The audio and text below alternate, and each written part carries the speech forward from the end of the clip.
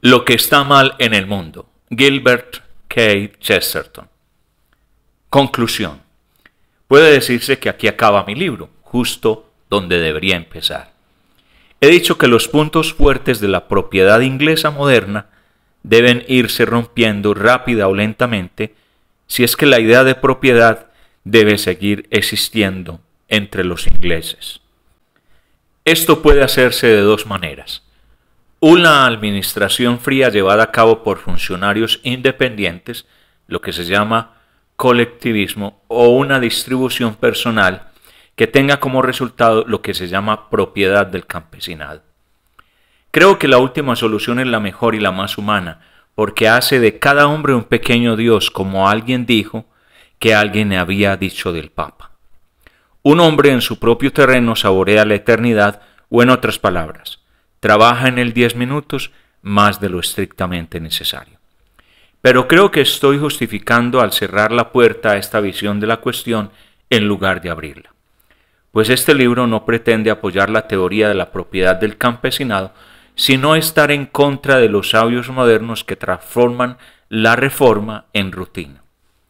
El conjunto de este libro ha consistido en una exposición divagante y elaborada de un hecho puramente ético.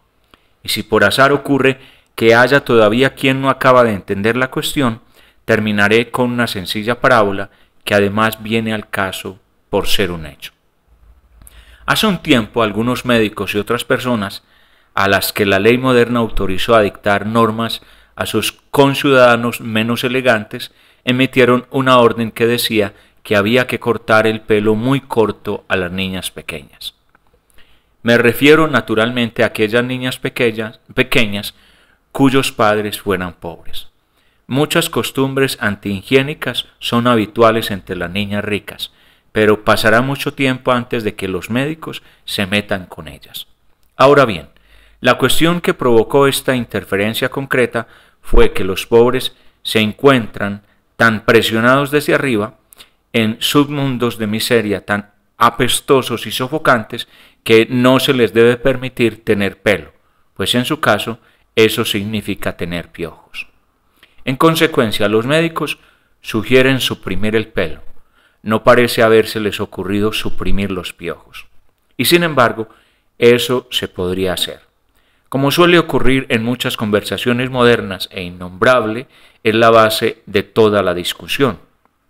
A cualquier cristiano, es decir, a cualquier hombre con un alma libre, le resulta evidente que cualquier coacción ejercida sobre la hija de un cochero debería ser aplicada, si es posible, a la hija de un ministro de gabinete. No preguntaré por qué los médicos no aplican de hecho su norma a las hijas de los ministros del gabinete. No lo preguntaré porque lo sé. No lo hacen porque no se atreven. Pero, ¿qué excusa esgrimirán? ¿Qué argumento plausible autorizarán para cortar el pelo de los niños pobres y no el de los ricos? Su argumento consistirá en decir que la plaga aparecerá más probablemente en el pelo de los pobres que de los ricos. ¿Y por qué?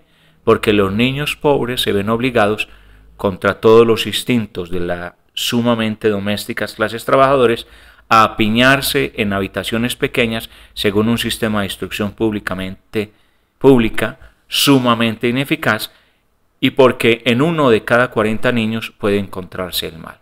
¿Y por qué? Porque el hombre pobre está tan por debajo de las grandes rentas de los grandes terratenientes que es frecuente que su mujer también tenga que trabajar. Por tanto, no tiene tiempo de cuidar a los niños y por tanto 1 de cada 40 está sucio. Como el obrero tiene a esas dos personas por encima de él, el terrateniente sentado literalmente sobre su barriga y el maestro de escuela sentado literalmente sobre su cabeza, el obrero tiene que dejar que el pelo de su hijita primero sea descuidado por culpa de la pobreza y segundo sea abolido en nombre de la higiene. Es posible que él estuviera orgulloso del pelo de su niña, pero él no cuenta. Sobre este sencillo principio, más bien precedente, el médico sociólogo sigue adelante con alegría.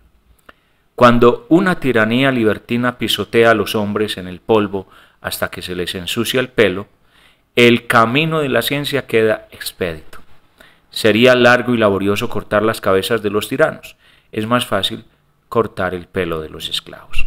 Del mismo modo, si alguna vez llegara a ocurrir que los niños pobres, gritando de dolor de muelas, molestaran a un maestro de escuela o a un artístico caballero, sería fácil sacarles todos los dientes. Si sus uñas estuviesen muy sucias, se les podrían arrancar; si sus narices moquearan, se les podrían cortar. La apariencia de nuestros humildes conciudadanos podría simplificarse de manera notable antes de que acabáramos con ellos. Pero todo esto no es peor que el hecho brutal de que un médico pueda entrar en la casa de un hombre libre con una hija cuyo pelo puede estar más limpio que las flores de primavera y ordenarle que se lo corte. Esa gente nunca parece darse cuenta de que la lección de los piojos en los suburbios es que lo que está mal son los suburbios, no el pelo. El pelo es, por así decirlo, una cuestión enraizada. Su enemigo, como los demás insectos y los ejércitos orientales de los que hemos hablado, rara vez cae sobre nosotros. En realidad, solo por medio de instituciones eternas como el pelo podemos someter a prueba instituciones pasajeras como los imperios. Si una casa está construida de manera que al entrar nos arranca la cabeza, es que está mal construida. La plebe nunca puede rebelarse si no es conservadora, al menos lo bastante como para haber conservado alguna razón para rebelarse. En toda nuestra anarquía, lo más terrible es pensar que la mayor parte de los ataques liberados en nombre de la libertad no podrían librarse hoy día debido al oscurecimiento de las limpias costumbres populares de las que procedían. El insulto que hizo caer el martillo de Wat Tyler podría haberse llamado hoy día examen médico. Lo que el Virginius odiaba y vengó como espantoso esclavismo podría ensalzarse ahora como amor libre. El cruel sarcasmo de Foulon, que coman hierba, podría representarse ahora como el grito agonizante de un vegetariano idealista. Las grandes tijeras de la ciencia que cortarían los rizos de los pobres niñitos de las escuelas se acercan, cada vez más amenazantes, para cortar las esquinas y los flecos de las artes y los honores de los pobres. Pronto estarán retorciendo pescuezos para que se adapten a los cuellos limpios y destrozando pies para que encajen en nuevas botas. No parecen darse cuenta de que el cuerpo es algo más que vestimenta, de que el sábado se hizo para el hombre, de que todas las instituciones serán juzgadas y condenadas por no haberse adaptado a la carne y al espíritu normales. La prueba de la cordura política consiste en conservar la cabeza, la prueba de la cordura artística consiste en conservar el pelo. Ahora bien, la parábola y el propósito de estas últimas páginas, y sin duda de todas ellas, es esta: afirmar que debemos empezarlo todo de nuevo enseguida y empezar por el otro extremo. Yo empiezo por el pelo de una niña. Sé que eso es una buena cosa en cualquier caso. Cualquier otra cosa es mala, pero el orgullo que siente una buena madre por la belleza de su hija es bueno. Es una de esas ternuras inexorables que son las piedras de toque de toda la época y raza. Si hay otras cosas en su contra, hay que acabar con esas otras cosas.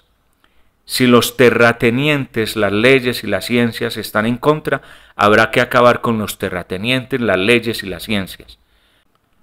Con el pelo rojo de una golfilla del arroyo, prenderé fuego a toda la civilización moderna.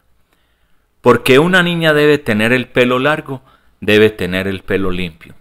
Porque debe tener el pelo limpio, no debe tener un hogar sucio. Porque no debe tener un hogar sucio, debe tener una madre libre y disponible. Porque debe tener una madre libre, no debe tener un terrateniente usurero. Porque no debe haber un terrateniente usurero, debe haber una redistribución de la propiedad. Porque debe haber una redistribución de la propiedad, debe haber una revolución.